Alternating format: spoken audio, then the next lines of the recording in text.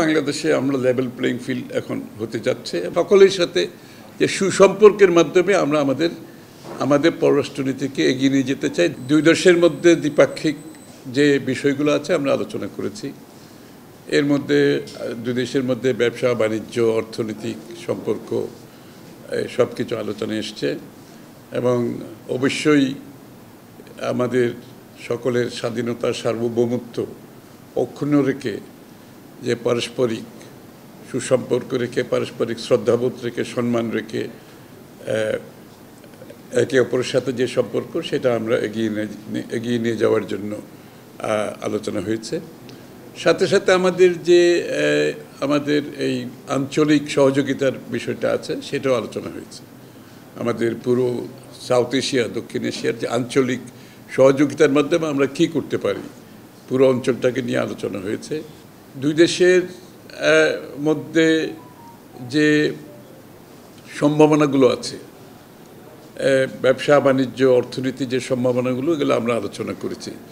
মূলত ব্যবসা বাণিজ্যের ভিত্তিতে হচ্ছে একটা কম্পারেটিভ অ্যাডভান্টেজের ভিত্তিতে। সুতরাং কম্পারেটিভ অ্যাডভান্টেজের ভিত্তিতে যে অর্থনীতি বাংলাদেশে অনেকদিন অ্যাবসেন্ট ছিল, যেখানে পৃষ্ঠপোষকতার একটা ব্যবসা বাণিজ্য ছিল, পৃষ্ঠপোষকতার অর্থনীতি ছিল, যার কারণে কিছু লোক লাভবান হয়েছে, লেভেল প্লেইং ফিল্ড ছিল না। তো আমরা আলোচনা করেছি বাংলাদেশে আমরা লেভেল প্লেইং ফিল্ড এখন হতে যাচ্ছে এবং এই লেভেল প্লেইং ফিল্ডে কম্পারেটিভ অ্যাডভান্টেজের ভিত্তিতে যাদের যেখানে অ্যাডভান্টেজ আছে সেখানে আমরা একে অপরের সাথে সহযোগিতা করব। সময়টা দৌড়াবে প্রাণডাল মুঠোই মুঠোই সময় পার। দুই দেশের মধ্যে এবং পুরো রিজিয়নের মধ্যে আমরা সহযোগিতা করব। বিশেষ করে দক্ষিণ এশিয়ার রিজিয়নটা সবচেয়ে লিস্ট ইন্টিগ্রেটেড, সবচেয়ে কম আঞ্চলিক সহযোগিতায় আমরা সবার পিছনে আছি কিন্তু বিশ্বের। আমরা সেটাকে কিভাবে এগিয়ে নিয়ে যাব? এই দক্ষিণ এশিয়াকে মধ্যে যে ইন্টিগ্রেশনটা দরকার সব দিক থেকে, শুধুমাত্র অর্থনৈতিক না, সব দিক থেকে একটা ইন্টিগ্রেশন দরকার। এটাকে আমরা সামনের দিকে কীভাবে এগিয়ে নিয়ে যাব? আর বাংলাদেশের আমাদের যে পররাষ্ট্রনীতি, বাংলাদেশ জাতীয়তাবাদী দলের যে পররাষ্ট্রনীতি, সকলের সাথে যে সুসম্পর্কের মাধ্যমে আমরা আমাদের পররাষ্ট্রনীতিকে এগিয়ে নিয়ে যেতে চাই। দেশের সুসম্পর্ক এবং অর্থনীতি সহ সব ধরনের সহযোগিতার মাধ্যমে আমরা কীভাবে এগিয়ে যাব, এই বিষয়গুলো আলোচনা হয়েছে মূলত।